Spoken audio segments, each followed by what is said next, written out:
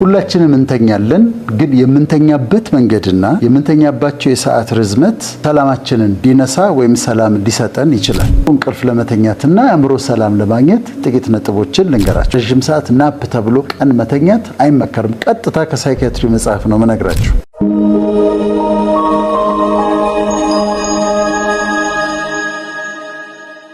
ሁላችንም እንተኛለን ግን የምንተኛበት መንገድና የምንተኛባቸው የሰዓት ርዝመት ሰላማችንን ዲነሳ ወይም ሰላም ሊሰጠን ይችላል። ህፃናት ከኛ የበለጠ ረጅም ሰዓት ይተኛሉ። ከዛ እድሜ በጨመረ ቁጥር የሚያስፈልገን የእንቅልፍ መጠን እያጠረ ይመጣል። በአቨሬጅ ግን 7 ሰዓት እንቅልፍ እንተኛለን በእኛም እድሜ። በዘር ትንሽ አነስ ያለ የ5 ሰዓት የ6 ሰዓት እንቅልፍ የሚበቃቸው ሰዎች አሉ። ጄኔቲክ ነው። እነሱ ረክተው ሊነሱ ይችላሉ። ግን እንቅልፍ በጣም አስፈላጊ ነው። ለምንድን ነው? ስንተኛ ቀኑን ሙሉ የተጠቀምንባቸው ኬሚካሎች የሚተኩበት ሰዓት ነው። ቀኑን ሙሉ ሰውነታችን የተጠቀመባቸው ኢንዛይሞች፣ ሆርሞኖች የሚተኩበት ሰዓት ነው። ስንተኛ ሰውነታችን ላይ በየቀኑ በሚሊዮን የሚቆጠሩ ሴሎች ይሞታሉ። እነሱ የሚተኩበት ጊዜ ነው እንቅልፍ።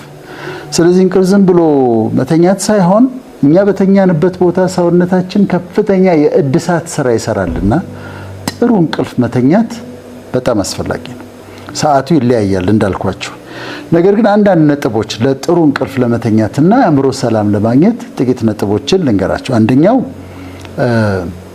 የምንተኛበትን ሰዓት ቋሚ ማድረግ ነው። ለምሳሌ 4 ሰዓት ከሆነ 4 ሰዓት፣ 3 ሰዓት ከሆነ 3 ሰዓት አለመለዋወጥ። ወደ አልጋ የምንሄድበትን ሰዓት ከለዋወጥ ነው ግራ እናገባዋለን፣ ስሊፕ ሳይክል ስላለ። ስለዚህ የምንተኛበትን ሰዓት በትክክል ወስነን በዛች ሰዓት ወደ አልጋ መሄድ ጥሩ ነው። ሁለተኛው ራት ስንበላ ልንተኛ አካባቢ የምንበላው ምግብ ሄቪ እንዳይሆን፣ ከባድ እንዳይሆን ማድረግ። በተለይ ልንተኛ በቀረበበት ሰዓት ላይ ከበላን ቀለል ያለ ነገር መብላት ለእንቅልፋችን በጣም ጥሩ ነው። ግን 30 ደቂቃ ቀርቶኝ ልተኛ ከባድ ምግብ ወይም ብዙ ከበላሁኝ የእንቅልፌን አበላሸዋለሁ ማለት ነው። ሶስተኛ ለአዛውንቶች እና ጥቂት ህመም ላለባቸው ሰዎች ቀን መተኛት ይመከራል። ግን ረጅም ሰዓት ናፕ አድርገን ቀን ተሰዓት በኋላ ረጅም ሰዓት ከተኛን የማታውን የእንቅልፍ ሳይክል ስለምናበላሸው ከተተኛም በጣም አጭር መሆን አለበት። ያለበለዚያ ረጅም ሰዓት ናፕ ተብሎ ቀን መተኛት አይመከርም። ቀጥታ ከሳይኪያትሪ መጽሐፍ ነው መነግራችሁ። እና ያኛው አይመከርም። ግን ለእድሜያቸው ገፋ ላሉ እና የጤና ችግር ላለባቸው ግን ቢተኙ ምንም ችግር የለውም። አራተኛው የአካል ብቃት እንቅስቃሴ መስራት ነው፣ ኤክሰርሳይዝ መስራት። ግን ስፖርቱን የምንሰራው ማታ ከሆነ ሌት ኢን ዘ ኢቭኒንግ ከሆነ ለምሳሌ ማታ 2 ሰዓት ላይ ማታ 3 ሰዓት ላይ ከሆነ አይጠቅምም፣ ይጎዳል። እንደውም ለእንቅልፍ መሰራት ያለበት ወይ ጠዋት ወይም ደግሞ ተሰዓት በኋላ ሊመሽ አካባቢ፣ በጣም ሌት መሆን የለበትም ስፖርቱ የሚሰራበት ጊዜ ይላል ሳይንሱ።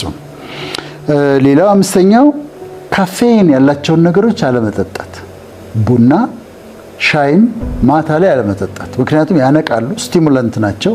ስለዚህ ያነቋችሁና እንቅልፍን ይከለክላሉ። እነሱን አለመጠጣት ይመከራል። ስድስተኛው ሰዓትን አትዩ። ሌሊት እየተነሳችሁ ሰዓት አለማየት። አላርም ከሞላችሁ አላርምን ሙሉ። ከዛ በተረፈ ሰዓትን ደጋግሞ ማየት እሱ ችግር ያመጣል። ሰባተኛው ነገ የምንሰራው ነገር የሚያሳስበን ከሆነ ነገ ይሄን አስራለሁ ብለን አልጋ ላይ ይዘነው አንውጣ። ምን እናድርግ? እንጻፈው። ነገ አንደኛ፣ ሁለተኛ፣ ሶስተኛ ይሄን አደርጋለሁ ብለን እንጻፈውና አስቀምጠነው እንተኛ። ካስቀመጥነው አእምሮአችን አይረበሽም። ካላስቀመጥነው ግን አእምሮአችን ነገ ይሄን አድርጌ እያልን እንድናሰላስል ያደርገናል። ዘጠነኛው መኝታ ቤቱ እንደ አቅማችን የተመቸን እናድርገው፣ ጥሩ እንዲሸት እናድርገው። ላይት እናጥፋ። መብራት መጥፋት አለበት። ከተቻለ ሙሉ በሙሉ መጥፋት አለበት። ከሆነ ዲም ይሁን፣ ካልሆነ ግን መብራቱን አጥፉት። አንዳንድ ጊዜ የሶኬቱ መብራት እንኳን ቻርጅ የምናደርግበት ሶኬት መብራቷ በጣም ሌሊት ላይ ትጎላና ትረብሻለች። ስለዚህ ከተቻለ ሙሉ በሙሉ ዳርክ አድርጉት። ያለበለዚያ እሱ የሚያስፈራችሁ ከሆነ ዲም አድርጉትና ተኙ። የመጨረሻው አልኮል አስረኛው አልኮል ለእንቅልፍ ይጠቅማል ብላችሁ አትጠጡ። አልኮል ለእንቅልፍ አይጠቅምም፣ የበሳ ያባብስባቸዋል። ሌላው ሲጋራ ማጨስ እንቅልፍን በጣም ይጎዳል። ሲጋራን ማጨራሽ ሙሉ በሙሉ ብታስወግዱት ነው የሚመከረው። ስለዚህ ሲጋራ መቀነስ ከተቻለ ሙሉ በሙሉ ማስወገድ። የምታጨሱ ለእንቅልፌ ብሎ አልኮል አለመጠጣት፣ ምክንያቱም አብሮ አይሄድም። ሳይንሱ የሚለው ይሄንን ነው። ጥሩ እንቅልፍ ተኙ፣ በቂ እንቅልፍ ተኙ። ለሰውነታችሁ እድሳት ያስፈልጋል። በማግስቱ ፍሬሽ እንድትሆኑ ያደርጋል። እንቅልፋችሁን ሰውታችሁ ቲክቶክ ላይ አትቆዩ። እንቅልፋችሁን ሰውታችሁ ቪዲዮ ስታዩ ወይም ፊልም ስታዩ አታምሹ። ስለዚህ ጥሩ እንቅልፍ መተኛታችሁን እርግጠኛ ሁኑ። ቆዳችሁ እንዳይበላሽ ያደርጋል። ጸጉራችሁ እንዳይነቃቀል ያደርጋል። እድሜ በጣም የጨመራችሁ እንዳትመስሉ ያደርጋችኋል። ለብዙ ጥቅም ስላለው ኳሊቲ የሆነ እንቅልፍ መተኛትን ልመዱ ነው የዛሬው መልእክታችን። አመሰግናለሁ።